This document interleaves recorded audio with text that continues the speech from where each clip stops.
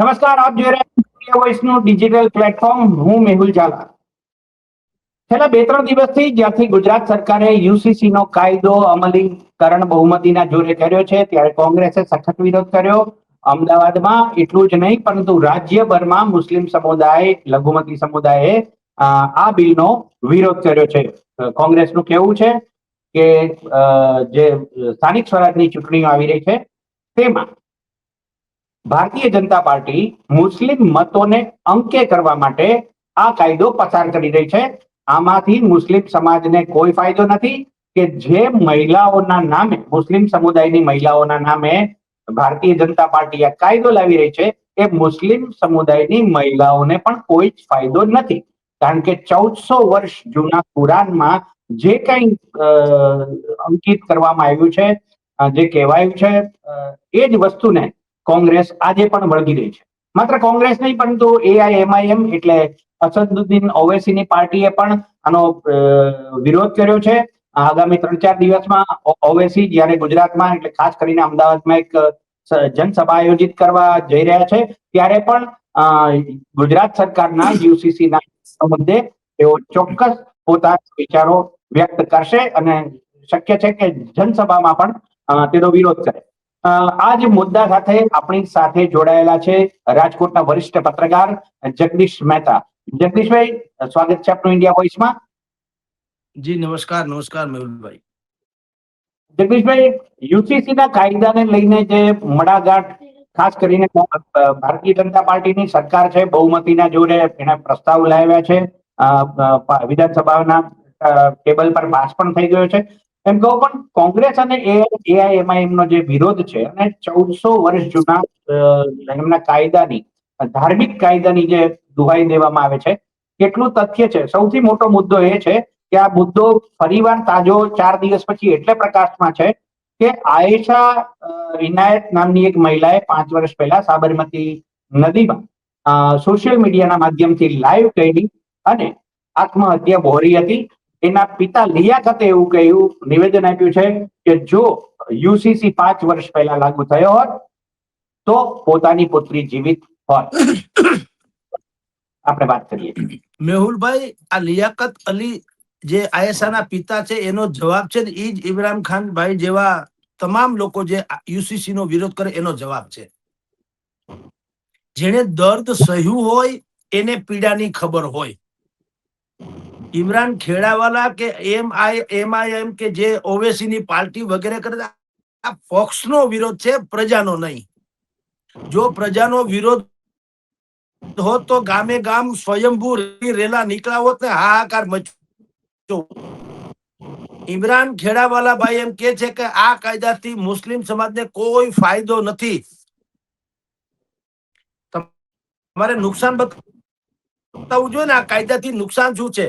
ઇમરાન ખેડાવાલા એમ કે છે કે જેને હલાલા પદ્ધતિ કે છે, જેને ટ્રિપલ તલાક કે છે, સર્વે કરાવવું જોઈતું હતું મુસ્લિમ સમાજના અગ્રણીઓ કે મૌલવીઓ કે ધર્મગુરુઓને સાથે રાખીને કે ગુજરાતમાં આવા કેટલા કિસ્સા છે. અરે હું તમને એમ કહું, એકેય કિસ્સો નથી, માની લ્યો. બરાબર?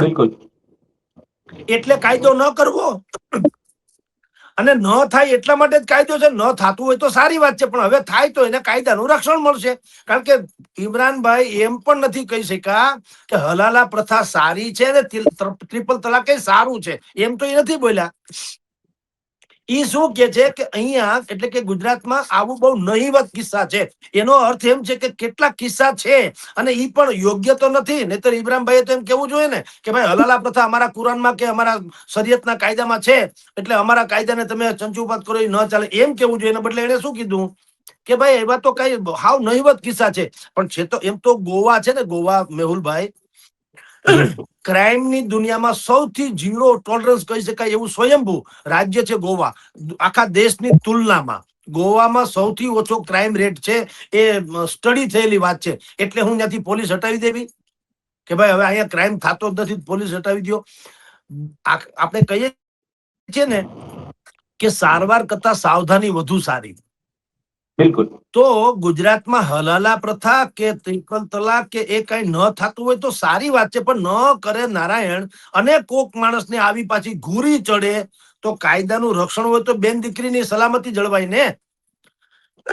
મેં આની અગાઉ અનેક ટીવી ડિબેટમાં કીધું, ઇમરાનભાઈ ખેડાવાલાને એક પ્રશ્ન પૂછવાની જરૂર હતી, અથવા તો અમને તક મળશે ત્યારે પૂછશું કે આપ બે ઘડી માની લો, આપણે ખુદા ન કરે તમારે કોઈને આવું થાય, પણ દાખલા તરીકે કહું છું, તમારી સગી દીકરી કે સગી બેન, એને કોઈ મુસ્લિમ યુવાન 3-4 પત્ની રાખનારો તમારી દીકરીને પણ પરણે તો તમને ગમે કે કેમ? એક વાત.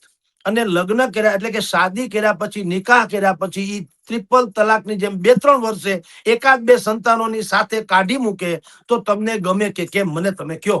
જો તમે એમ કહો મને મંજૂર છે, તો હું તમને કહું આખા મુસ્લિમ સમાજને સામે તમે આવીને કહો કે અમને મંજૂર છે. ભલા માણસ, આ કાયદો જે છે એ શું છે? સમાનતાની વાતો કરનારો કાયદો છે.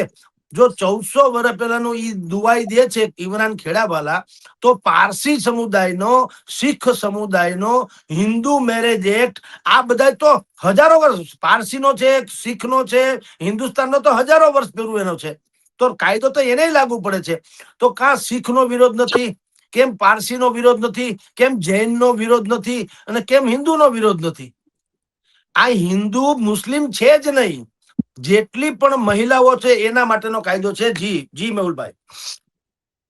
જગદીશભાઈ, અહીંયા સવાલ એ છે કે ગુજરાત સરકાર જ્યારે યુસીસી નો કાયદો લઈ આવી, એમાં જે મુસ્લિમ સમાજ માટે જે વાત કરી છે, વાત સમાનતાની છે. ગુજરાતના ડેપ્યુટી CM હર્ષ સંઘવીએ પણ કહ્યું કે મહિલાઓને આત્મસન્માન મળે અને કાયદામાં સમાનતા આવે. પણ એક વાત બારીકીથી નોંધાય છે એ કે આદિજાતિ સમુદાયને આમાંથી બાકાત રાખવામાં આવ્યો છે. આના શું કારણો હશે? જેમ મુસ્લિમ સમાજની મહિલાઓ માટે સમાનતાની વાત છે, પરંતુ આદિજાતિમાં અત્યારે દેડિયાપાડાના ધારાસભ્ય ચૈતર વસાવા ખુદ દ્વિપત્નીત્વ ધરાવે છે અને એ પણ હેપી છે કે ભાઈ અમારા સમાજને આમાંથી બાકાત રાખ્યો છે. તો આ અંગે એક સામાજિક દૃષ્ટિકોણ હોઈ શકે કે શા માટે રાજ્ય સરકારે આદિજાતિના આ કાયદામાંથી બહાર કાઢ્યા? મેહુલભાઈ, આદિવાસી સમાજમાં 2 પત્ની કરવાનો રિવાજ છે, પણ તમે મને આજ સુધી એકે લિયાકત અલી જેવા આદિવાસીમાંથી કોઈ પિતા ગોતી શક્યા અથવા તો ક્યાંય છાપામાં આવ્યું છે ખરું કે મારી દીકરીને હેરાન કરવામાં આવે છે, કે એ મરી ગઈ, કે સુસાઇડ કરવું પડ્યું, કે આવ્યું એક પણ મુદ્દો? એનો અર્થ એમ છે કે ત્યાં રીતિ રિવાજ, જંગલ વિસ્તારમાં રહે છે આદિવાસીઓ. હવે થોડાક રોડ રસ્તા થયા એટલે આપણે એને બહુ ટચમાં રહ્યા. બાકી ગુજરાતમાં પણ જેટલા આદિવાસી વિસ્તારો છે, તમે જો એની આખી સંસ્કૃતિ જુદી છે. જે રીતે 7 સિસ્ટર્સ, આપણા જે 7 રાજ્યો છે, મણિપુર, નાગાલેન્ડ વગેરે વગેરે, તમે જુઓ ત્યાંની સંસ્કૃતિ એટલી બધી વિભિન્ન છે કે ભારતીય બંધારણની અનેક પ્રકારની ધારાઓને લગભગ ત્યાં લોકો અમાન્ય ગણે છે, પોતપોતી રીતે જીવે છે.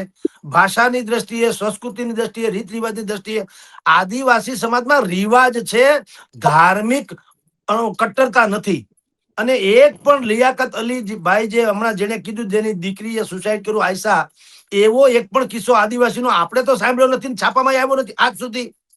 ત્યાં દ્વિપત્નીત્વ ધારો છે ખરો, પણ એમાં જો જાગૃતિ, ઈ પણ જેમ ચૈતર વસાવા તમે કીધું, નોલા ભાઈ બીજાનું નામ આપ્યું, ઠીક જ છે, પણ એમાં સાર્વત્રિક નથી. અને એને બુદ્ધિપૂર્વક ચૈતર વસાવાએ સ્વયં કીધું છે કે અમારા સમાજમાં, એટલે કે આદિવાસી સમાજમાં પણ આ પ્રકારની જાગૃતિ લાવવાની જરૂર છે. એનું ગુજરાતી એ છે કે આજ 5 વર્ષે જ્યારે શિક્ષિત થતો જશે, સમાજ સાથે જોડાતો જશે, કનેક્ટિવિટી આપણી વધી જશે, ટેકનોલોજીના માધ્યમથી, પરિવહનના માધ્યમથી, બાકી શિક્ષણના માધ્યમથી, તો એ સમાજ પણ પછી આપણામાં ભળી જશે. એને વિરોધ નથી કર્યો, એને આવકાર્યો ચૈતર વસાવાએ. શું કામ આવકાર્યો? એટલા માટે નહીં કે એને બાકાત રાખવામાં આવ્યો. એને કીધું અમારામાં આ રીતિ રિવાજ છે, સમજી લો. જે રીતે મુસ્લિમ સમાજમાં પિતરાઈ ભાઈ બહેનને લગ્નનો રિવાજ છે, તો કા યુસીસીમાં એમાંય બાકાત રાખવામાં આવ્યો? ઈ કેમ નથી કહેતા કે ભાઈ અમને એમાંથી પણ બાકાત રાખવામાં આવ્યો? એવી અનેક બાબતો, અનુસૂચિત જાતિ જનજાતિ, જેને ST કહેવાય છે, એને પણ અમુક બાબતોમાં આ કિસ્સામાંથી બાદ રાખવામાં આવ્યા છે. પછી રૂઢિગત સુરક્ષિત જે અધિકારો છે, જેમાં ચૈત્ર વસાવા વાળી વાત આવી જાય, રૂઢિગત અને સુરક્ષિત, કે 2 પત્ની કરે છે પણ બેમાંથી એકેયને શિકાયત નથી, બંને શાંતિથી રહે છે અને મોજ કરે છે. આજ સુધી આદિવાસી સમાજનો એવો કોઈ કિસ્સો આપણે સાંભળ્યો નથી જેમાં એક પત્નીએ કીધું હોય કે મારી સ્વતંત્રને કારણે મને મુશ્કેલી છે, અથવા તેના માવતરે કીધું હોય કે મારા જમાઈ છે મારી દીકરી નથી હાચવતા. એવું તો છે નહીં. ચૈતર વસાવા એનો સીધે સીધો દાખલો છે. બે પત્ની છે, બે લીલા લહેર કરે છે, આનંદ મંગળ કરે છે. એ રિવાજ છે એટલે સરકારે એને બુદ્ધિપૂર્વક બહાર રાખ્યો કે ભાઈ ઉહાપો નથી કરવો, અમારે તમારા ધાર્મિક ઓલામાં કટુતા નથી ફેલાવવી, વિરોધ નથી જતાવવો, પણ ધર્મના આધારે અહીંયા મુસ્લિમ સમાજમાં તો શું છે, આ તો હવે 3 તલાક નીકળી ગયું મેહુલભાઈ, તો આપણે જાણીએ છીએ 3 તલાકના જુદા જુદા અર્થઘટનો કર્યા હતા તથાકથિત લોકોએ. ખરા અર્થમાં 3 તલાક શું હતું ખબર છે? એક પતિને એની પત્ની સાથે ન જામે તો પેલા તો એક વખત કે તલાક, પછી શું થાય, પછી એકાદ મહિનો સુધી સાથે રહેવાનું. સાંભળો, તલાક બોલ્યા પછી કહું છું, પછી પણ એનો મનમેળ ન થાય તો બીજી વાર બોલવામાં આવે તલાક, એમાંય અમુક સમય સાથે રહે, અને ત્રીજામાં પણ મેળ ન પડે તો 3 તલાક થી છૂટા થાય. એને બદલે અત્યારે આપણે શું ફોર્મથી તલાક તલાક તલાક એટલે છૂટું, એટલે ફર્નિચર છે. આ બેન દીકરી કોઈની છે, જીવતું જાગતું વ્યક્તિત્વ છે, ખુરશી ટેબલ છે, કાંઈથી ક્યાં ગમે ત્યાં મૂકી દો. એટલે આ જે છે કાયદેસર. અને તમે કલ્પના તો કરો, તમારી કે મારી બે ઘડી કલ્પના કરો, આપણી બેન દીકરી એને એકાદ બે છોરા છૈયું થાય અને એનો પતિ કાઢી મૂકે તો એની હાલત શું થાય? એની ઉંમર 30-32 વર્ષની હોય, એના સંતાનનું ભવિષ્ય શું, એ દીકરીનું ભવિષ્ય શું? એટલે આમાં કોમન યુનિફોર્મ સિવિલ કોડ જે લાવવામાં આવ્યો એટલા માટે હિન્દુ, મુસ્લિમ, શીખ, ઈસાઈ બધા માટે છે. અને એમાં કેટલાક રીતિ રિવાજો છે. એમાં જેમ કે મુસ્લિમ સમાજમાં પિતરાઈનું છે તો બાકાત રાખ્યું ને, એમાં ક્યાં ચંચુપાત કર્યો? તમારા કાકા મોટા બાપના સંતાનો હોય તો આપણા માટે બેન દીકરી ગણાય, આપણે નથી કરતા, એનામાં છે તો છૂટ આપી. કાયદામાં કાયદો નારીની ગરિમા જાળવવા માટે છે કે છે ને તદ્દન વાહિયાત વાત છે. એમ કે છે કે હમણાં સ્થાનિક સ્વરાજ્યની ચૂંટણી, અરે 1995 1995 31 વર્ષ પહેલા પણ ભારતીય જનતા પાર્ટીની જ સરકાર હતી ને, એણે તે દિવસે કીધેલું કે અમારે યુનિફોર્મ સિવિલ કોડ અહીંયા લાવવાની ગણતરી છે. હમણાં આવ્યો એ જવા દો, તો તે પછી 31 વર્ષમાં એકેય ચૂંટણી નથી આવી. તો ચૂંટણી ન હોય તો આ 182 બેઠકો હતી, એમાં સૌથી માધવસિંહ સોલંકીનો રેકોર્ડ તોડ્યો એટલો CR પાટીલે ચૂંટણીમાં ભારતીય જનતા પાર્ટીની વિધાનસભામાં બેઠકો અપાવડાવી. તો યુસીસી તો હતું નહીં, તો બેઠકો ક્યાંથી મળી મને કયો? એટલે દરેક વાતને ચૂંટણીના ચશ્માથી જોવું એ ખોટું છે. દરેકની બેન દીકરી કહું છું, મુસ્લિમ સમાજની હોય કે આ, જેમ કે લિયાકત અલી સાહેબે પોતે કીધું ને, મારી દીકરી જો આ કાયદો 5 વર્ષ પહેલા આવ્યો તો મારી દીકરી જીવતી હોત. એવા લિયાકત અલીભાઈ જેટલા છે એને પૂછો કે આ યુસીસી ના કાયદાનું શું છે. ઇમરાનભાઈ ને નહીં, કોઈ ધર્મગુરુ, કોઈ સ્કોલર, કોઈ વિદ્વાન વ્યક્તિત્વ, કોઈ મહિલાઓ પીડિતના પિતા માવતર, એને પૂછો તો ખબર પડે. ઇમરાનભાઈ જેવા નહીં ખુરશી ઉપર બેસીને બોલવાનું. જી બિલકુલ જગદીશભાઈ, જે રીતે યુસીસી ના કાયદા પહેલા ગુજરાતમાં પણ અમુક સમાજોએ પોતાના રીત રિવાજો માટે બંધારણો બનાવવા પહેલ કરી છે, આવકાર્ય છે. તમામ સમાજમાં આ પ્રકારના બંધારણો બન્યા છે. એક નાનકડો ઈશારો એ તરફ કે ગુજરાતમાં ચૌધરી હોય, રબારી સમાજ હોય, ભરવાડ સમાજ હોય, દલિત સમાજ હોય, સૌ પોતપોતાના યુવાનોને, યુવતીઓને, નવી પેઢીને જૂના રીત રિવાજો અને કહેવાતી કુપ્રથા, જેમ કે લગ્ન સમયે આટલું સોનું આપવું, આટલા વસ્ત્રો કરવા, આટલા રૂપિયાનો દાયજો આપવો, દહેજ નથી પાડતા, પણ આપવું એ દહેજના ઓઠા એટલે હેઠળ સમજાય જાતું હોય છે, એક વ્યવસ્થાના ભાગરૂપે હોય છે. એક નાનકડો પ્રકાશ ગુજરાતમાં અન્ય જ્ઞાતિ જાતિઓ, ખાસ કરીને પટેલ સમુદાય, પછી કડવા હોય કે લેવા હોય, હમણાં જ પુરુષોત્તમ રૂપાલાએ એક નિવેદન આપ્યું કે ભાઈ વડીલોને ફર્નિચરની જેમ ન જુઓ. ગુજરાતનો આ દૃષ્ટિકોણ કઈ છો? આપણે જયારે યુસીસી ની વાત કરીએ, સામાજિક જાગૃતતા ગુજરાતના સમાજોમાં પણ આવી છે. મેહુલભાઈ, હવે આપની જાણ ખાતર સામાજિક જાગૃતતા સ્વયંભૂ આવવા માંડી, બહુ સારી વાત છે. અંગ્રેજોએ પોતાની જાતને ક્લાર્ક જેવા માણસો જોતા હતા, એટલે અવળે રસ્તે આપણી સંસ્કૃતિનો ધ્વંસ થાય એવી રીતે જે કેટલાક નીતિ નિયમો ઘડ્યા હતા, એ હવે આપણા બધા જ લોકોને થાય છે રિયલાઇઝ કે આપણે ખોટા માર્ગે આપણને ચડાવવામાં આવ્યા હતા. વાસ્તવતઃ આપણી જે સંસ્કૃતિ હતી બહેતરીન હતી, શાલીન હતી ને ઉત્તમ, અતિ ઉત્તમ હતી. હું આપને ખાલી કહું, જેને આપણે દહેજ પ્રથા કહીએ છીએ, એ દહેજ પ્રથા નહોતી. એક જમાનામાં જ્યારે કોઈ પણ પ્રકારનું દસ્તાવેજીકરણ નહોતું, ત્યારે દીકરા અને દીકરીને સંપત્તિમાંથી પણ સરખો હિસ્સો અથવા તો અમુક હિસ્સો મળે એટલે આપણે એને થાળી વાટકોથી માંડીને કબાટ ઇત્યાદિ બધું આપતા હતા. એવું નહોતું કે સાસરિયામાં આવું કઈ નહોતું. સાસરિયામાં હોય, પણ મારી દીકરી, તું મારું ઘર છોડીને જા છો, તારું સર્વસ્વ ત્યાગને અર્પણ કરીને જા છો, તો એના બદલામાં અમે પણ કળશી ખાતર કહો તો કળશી ખાતર, નૈતિકતા ખાતર કહો તો નૈતિકતા ખાતર તારો એક હિસ્સો અમે તને સમર્પિત કરીએ છીએ. આ તો ઉદાત્ત ભાવના હતી. દહેજની તો ઉદાત્ત ભાવના મહત્વપૂર્ણ. એટલે આપને કહું, ઈ દહેજ શબ્દ પછી આવ્યો. પેલા તો આવું કન્યાદાનની સાથોસાથ આવી બધી વસ્તુ આપવામાં આવતી હતી. ઈ એટલા માટે કે દીકરી જાય ત્યારે એ બધું જ છોડીને જાય, પણ માવતર સ્વયં એના સાસરિયા પક્ષને કહે કે અમારા માટે દીકરો અને દીકરી સમાન છે, આ એનો હિસ્સો અમે તમને આપીએ છીએ. એટલે પેલી વાત તો ઈ કે આપણી ટોટલી આપણું જે નૈતિક બંધારણ હતું સામાજિક, ઈ સર્વશ્રેષ્ઠ હતું. અંગ્રેજોએ હુડ કાઢ્યું, મારી ભાષામાં હુડ કાઢ્યું એટલે સત્યાનાશ કર્યું, દાંત કાઢ્યો, દાંત વાળ્યો. અને પછી હવે બધાને રિયલાઇઝ થયું. તમે જુઓ કેટલા સમાજોએ, બ્રહ્મ સમાજ, ભરવાડ સમાજ, પાટીદાર સમાજ, કોળી સમાજ, દરબાર સમાજ, આ બધા જ સમાજોએ પોતપોતાનું બંધારણ માંડ્યું ઘડવા. અને એ બંધારણ શું છે? આ જે આપણી પૂર્વ સંસ્કૃતિ હતી ઈ જ છે. પરસોત્તમભાઈ રૂપાલાએ કીધું, તમે જે કીધું ને ફર્નિચર ની ડસ્ટબિન શબ્દ છે, ડસ્ટબિન. પાટીદાર સમાજમાં એમ કીધું કે ભાઈ કેટલાક પરિવારોમાં મેં એવું સાંભળ્યું છે કે સાસુ સસરા એને આ લોકો શબ્દ શું વાપરે? ડસ્ટબિન કેટલા છે. એટલે કે તમારા ઘરમાં વડીલો કેટલા છે જેની મારે સેવા કરવી પડશે. તો એના ઉપર એને પ્રહાર કર્યો. અને આનંદીબેન પટેલે પણ હમણાં શું તમને કીધું, આવડા મોટા વિદ્વત જણો છે, આપણા મુખ્યમંત્રી રહી ચુક્યા છે, રાજ્યપાલ નો દરજ્જો છે, આપણે બધા જ એને જાણીએ છીએ. એને હમણાં શું કીધું કે જો ફોન આવે ઘરમાં અને દીકરી બાજુના રૂમમાં જઈને ધીમેથી વાત કરે તો શંકા કરવી. જુઓ, જે કેટલાક જે પોતાની જાતને સુધરેલા છે એ શું કે છે કે તમે શંકા કરો માં દીકરાને એની રીતે ઉછેર. અરે સત્યાનાશ વાળે કુણી હોય ને એને કોઈ પણ માણસ ફોસલાવી શકે. માવતરે ધોળા વાળ જે છે ને એ તડકામાં ઉભીને કર્યા ન હોય, એને સમજીને એને દિવાળીઓ જોઈ હોય. દીકરી જયારે ફોનમાં બુદ્ધિપૂર્વક ઘરમાં બીજે વહી જાય અને ધીમે અવાજે બોલે તો સમજવું સમથિંગ ઇઝ રોંગ. એટલે હવે આ બધા લોકો, પરસોત્તમભાઈ કયો કે ભાઈ અથવા તો આનંદીબેન કયો, આ બધા જ લોકો હવે આપણને ખરા અર્થમાં સાચી દિશા તરફ લઈ જાય છે.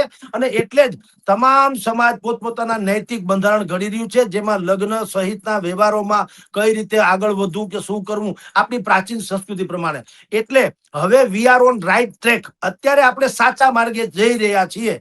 આપની જાણ ખાતર મેહુલભાઈ. જી. એટલે જગદીશભાઈ, ગુજરાતમાં જે પાટીદાર સમાજના બંને વડીલ નેતાઓએ જે અંગુલી નિર્દેશ કર્યો, એમાં કહેવાનું એમ છે કે સંયુક્ત કુટુંબ પ્રથા ઉપર ભાર મૂકવાની વાત છે. અત્યારે જે યુવા યુવતીઓ નવી પેઢીના હોય છે એ વિભક્ત કુટુંબ એટલે સાસુ સસરાની સેવા ના કરવી પડે એટલે લગ્ન પછી ત્વરિત અન્ય જગ્યાએ શિફ્ટ થઈ જવું, વડીલોને પોતાની રીતે અને નવી પેઢીને લગ્ન પછી પોતાની રીતે રહેવું, જેથી એક સંયુક્ત કુટુંબની જે પ્રણાલી પરંપરા આપણી હતી એ પરંપરાથી વિમુખ થવાની વાત પર બંને વડીલ નેતાઓનો અંગુલી નિર્દેશ હતો. યુસીસી થી માંડીને સ્થાનિક જ્ઞાતિ જાતિઓના સુધારણા અને નવા બંધારણ પર જગદીશભાઈ આપે અમારા દર્શકોને યોગ્ય રીતે વાત કરી અને આપનું મંતવ્ય જણાવ્યું. ફરી એક નવા વિષય સાથે, નવા સામાજિક મુદ્દા સાથે આપણે ફરીવાર જોડાશું જગદીશભાઈ મહેતા સાથે. ત્યાં સુધી રજા આપશો. નમસ્કાર.